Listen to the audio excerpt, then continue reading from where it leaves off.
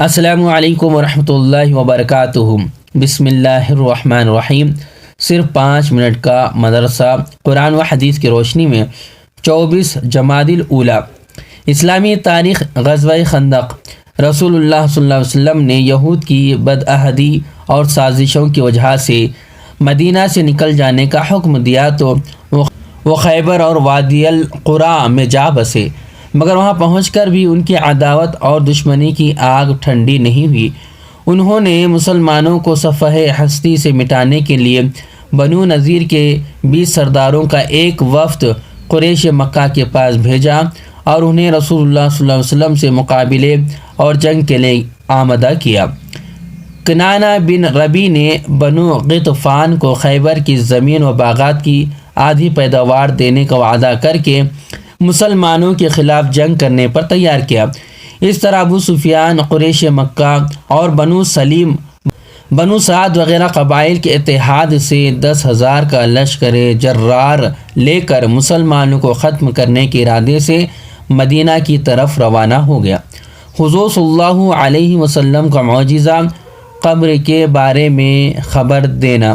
حضرت عبداللہ بن عمرو رضی اللہ تعالیٰ عنہ فرماتے ہیں کہ جب ہم لوگ حضور صلی اللہ علیہ وسلم کے ساتھ طائف جا رہے تھے تو راستے میں ہمارا گزر ایک قبر کے پاس ہوا، تو رسول اللہ صلی اللہ علیہ وسلم نے فرمایا، یہ ابو رغال کی قبر ہے جو قوم ثمود کا ایک فرد تھا۔ مکہ کی زمین اس کو اپنے سے دور کر رہی تھی تو وہاں سے نکل گیا۔ جب وہ یہاں پہنچا تو اس کو وہی عذاب آ پہنچا جو اس کی قوم پر آیا تھا، اور پھر یہیں دفن کر دیا گیا۔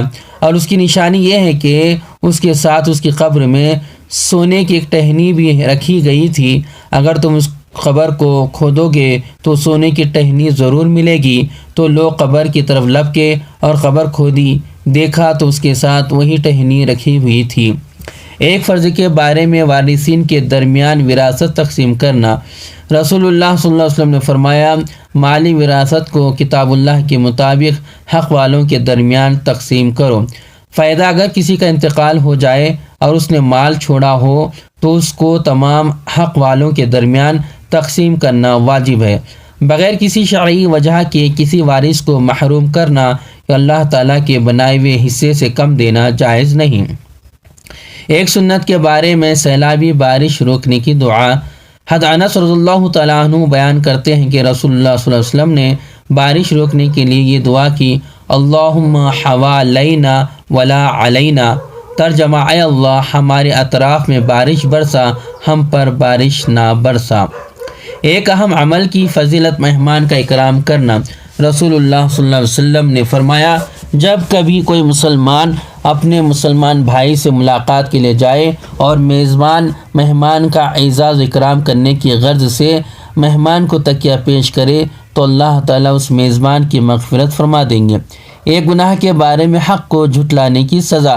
قرآن اللہ تعالیٰ فرماتا ہے، ہم نے ان قوم عاد کے لوگوں کو ان چیزوں کی قدرت دی تھی کہ جن کی قدرت تم کو نہیں دی، اور ہم نے ان کو کان اور آنکھیں اور دل عطا کیے تھے، چونکہ وہ اللہ کی آیتوں کا انکار کرتے تھے، اس لیے نہ ان کے کان ان کے کچھ کام آئے اور نہ ان کی آنکھیں اور نہ ان کے دل، اور جس عذاب کا وہ مذاق اڑایا کرتے تھے اسی نے ان کو آ گھیرا۔ دنیا کے بارے میں مال و اولاد کی محبت۔ قرآن اللہ تعالیٰ فرماتا ہے، مال اولاد کی کثرت اور دنیا کے سامان پر فخر نے تم کو اللہ کی یاد سے غافل کر دیا، یہاں تک کہ تم قبرستان جا پہنچتے ہو۔ ہرگز ایسا نہ کرو، تم کو بہت جلد معلوم ہو جائے گا۔ آخرت کے بارے میں قبر میں نماز کی تمنا۔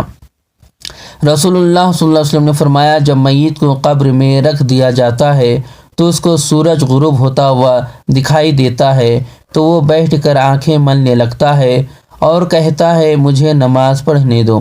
طب نبوی سے علاج، درد سر سے حفاظت۔ رسول اللہ صلی اللہ علیہ وسلم نے فرمایا، حمام یعنی غسل خانے سے نکلنے کے بعد قدموں کو ٹھنڈے پانی سے دھونا درد سر سے حفاظت کا ذریعہ ہے، یعنی غسل ہونے کے بعد غسل خانے سے باہر نکلے تو اپنے پاؤں پر ٹھنڈے پانی ڈال لینے سے درد سے حفاظت ہوتی ہے۔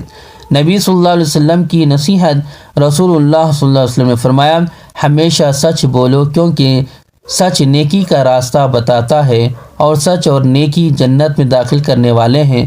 تم جھوٹ سے بچو، کیونکہ وہ گناہ کا راستہ بتاتا ہے اور جھوٹ اور گناہ جہنم میں داخل کرنے والے ہیں۔ اللہ تبارک تعالیٰ سے دعا ہے کہ اللہ تبارک تعالیٰ ہمیں ان باتوں پر عمل کرنے والا بنائے اور ان باتوں کو یاد رکھنے والا بنائے۔ السلام علیکم ورحمۃ اللہ وبرکاتہ۔